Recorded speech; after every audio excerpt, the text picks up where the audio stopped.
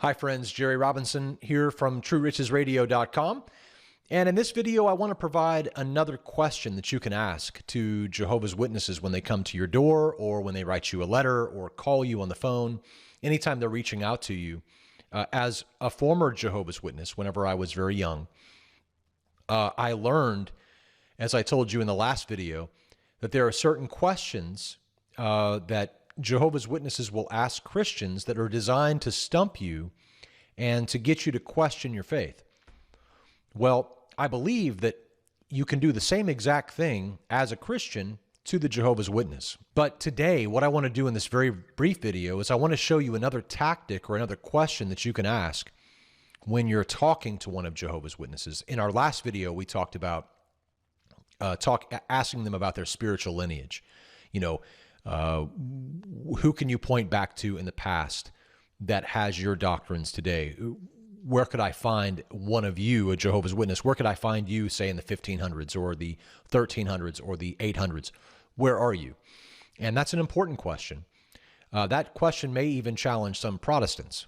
There's certain types of Protestants that may be challenged by that same question.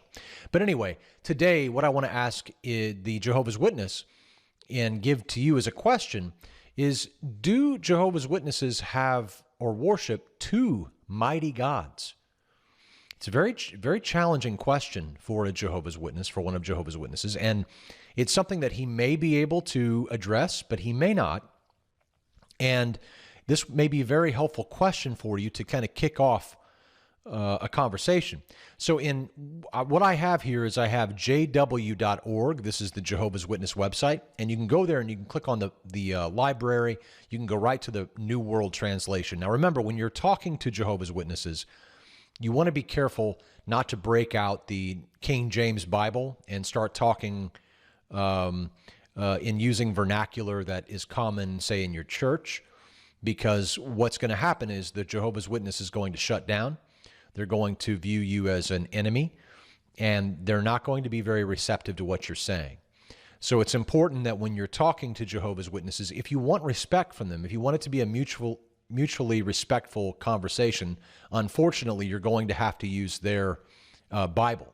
But that's okay, because their own Bible will provide you enough information to be able to ask them many questions that will, I think, pose them a problem and cause them to dig deeper into what they believe. So what I would suggest in this question is simply to take them in their own Bible to Isaiah chapter 9. Now, if you're familiar with this passage, particularly in verse 6 and 7, where it talks about the son or the child that is going to be born, this is obviously referring to Jesus Christ.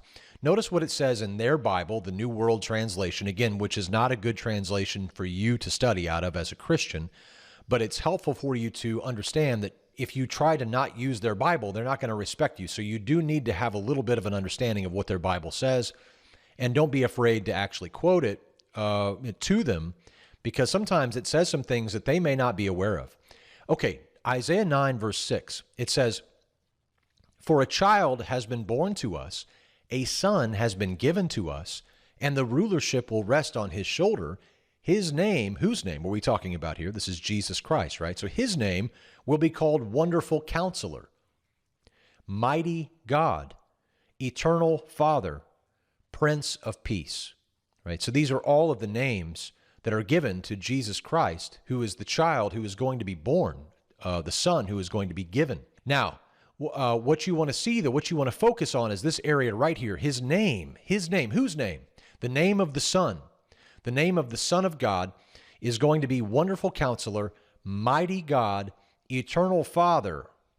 All right? So now, Eternal Father is a complicated word to apply, or a phrase to apply to who?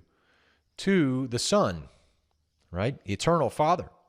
But also it says mighty God, mighty God. Now, if you're dealing with this particular translation and you click on this little footnote here, G, it'll show you these other areas where it shows the mighty one or mighty God shows up. But that's not very helpful for us here, because this phrase mighty God in the Greek, or in the Hebrew in this case, is actually going to be repeated in the very next chapter which, by the way, is not in reference, by the way, to the Son. So if we go to Isaiah chapter 10, just the very next chapter, and you go down, you'll see that the mighty God phrase is applied to none other than Jehovah, right? Which is a kind of a strange thing whenever you're talking to one of Jehovah's Witnesses. So say, just flip the chapter over one more, just go from Isaiah 9 to Isaiah 10, and it begins talking about verse 20. It says, about halfway through verse 20 of chapter 10, it says, "But they will support themselves on Jehovah, the Holy One of Israel, with faithfulness. Only a remnant will return, the remnant of Jacob, to the mighty God." And obviously it's talking about Jehovah here. It's talking about the sovereign Lord Jehovah of armies here, the sovereign Lord Jehovah of armies. And so mighty God right here, referring to who?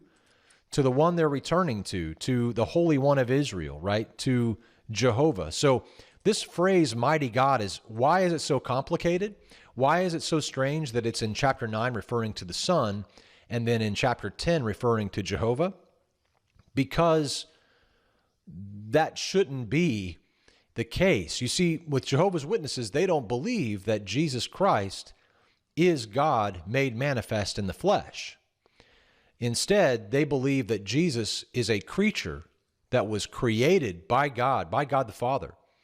And therefore, the fact that he has been given the name Mighty God, which is a name that is applied to Jehovah in the very next chapter of their own book of Isaiah, chapter 10, is just astonishing. So you have to ask yourself, and I think this is the question ultimately that you pose to the Jehovah's Witness: do Jehovah's Witnesses have two mighty gods? Do you worship two mighty gods?